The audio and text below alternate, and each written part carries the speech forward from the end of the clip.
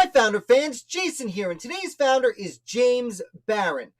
We're going to be talking about the Chesapeake-Leopard Affair. Before we get started, make sure you hit like and subscribe if you're new here. I put out videos about the American Revolution 5 days a week, and if there's an American founder you'd like to learn more about, throw their name down in the comments below. I'll make sure to get around to it.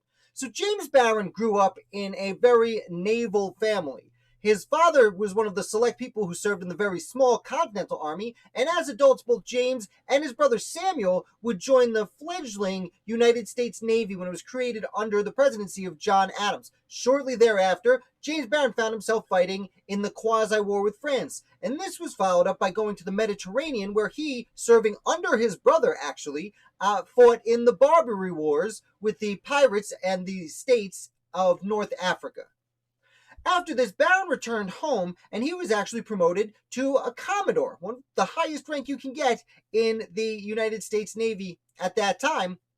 And he was very excited about this, and they even gave him his own ship, the USS Chesapeake. Now, Barron went to oversee the construction of this ship and was very excited to get it on the waters, so he rushed construction a little bit, and off they went to sail off and fight around the world. And shortly after leaving shore, they ran into a British ship called the HMS Leopard. And the Leopard stopped the Chesapeake, boarded the ship, removed 4 people, and then let James Barron go. Now, the British were stopping American ships, and this was a complaint of the Americans at the time, because there were deserters who apparently were serving with the Americans. And there were 4 people who were taken off of the Chesapeake who were accused of being deserters. 3 of them were pressed back into service, and 1 of them was tried, convicted, and executed for being a deserter. So Barron turns around and comes back to the United States, and, well, let's just say people weren't super excited that their new Commodore and their brand new ship were just boarded by the British. Of course, at the time, the Americans were trying to stay out of foreign wars and not get involved with whatever the British or the French were doing, but this was a little much, and this whole event became known as the Chesapeake-Leopard Affair. It became very popular to talk about at the time. It actually is what turned Thomas Jefferson, now President Thomas Jefferson, and made Jefferson change his mind and decide we need to do something about the British. And what he decided to do was, in a way, fairly George Washingtonian kind of thing to do, which was, we want to stay out of it. So Jefferson passed the Embargo Act. And the Embargo Act said, we're not going to trade with any nation that's at war. We just don't want to be involved. No more trade. Sorry, Europe. You settle your Napoleonic Wars, and then we'll talk. And while this seems like a great idea, Britain didn't seem to notice. No one in Europe seemed to notice the Embargo Act happen. The only people who noticed were Americans, who it affected drastically. It raised a lot of prices. It made certain goods almost impossible to get, and it very adversely affected the average American citizen when, again, people in Europe just didn't seem to notice or care. Historically, the Embargo Act of 1807 is looked at as not just one of Thomas Jefferson's greatest not flaws, but mistakes as president. It's looked at as one of the great early mistakes in American history.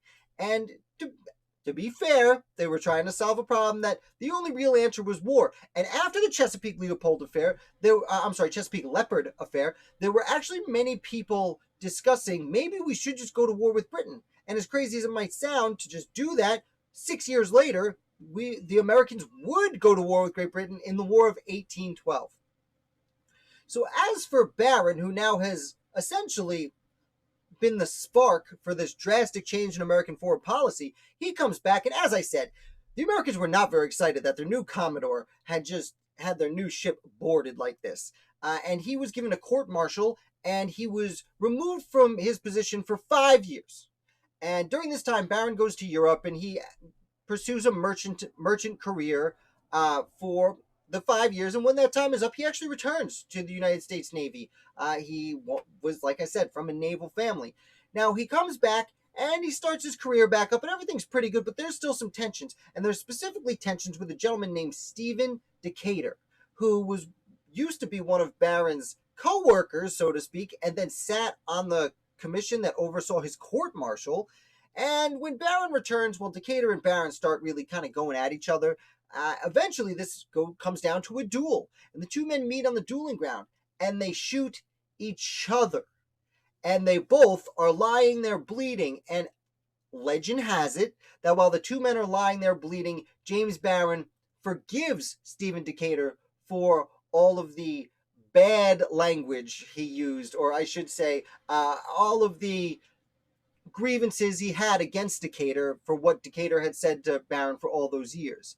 No real way to know how Decatur responded, but we do know that Decatur died. As for Barron, he actually survives this duel and goes on to live for about another 30, 40 years. I'm not sure exactly off the top of my head how long he lived, but when he does, he lives all the way until 1839, when President Martin Van Buren actually appoints James Barron as senior officer of the United States Navy. So after all of this crazy career, a court-martial, losing his position for a while, shooting one of the other high-ranking officers in the Navy, he ends up becoming the highest-ranking member of the United States Navy. So I hope you enjoyed this video. If you did, please hit like. Like I said, new videos 5 days a week, and I'll be back with another founder for you tomorrow.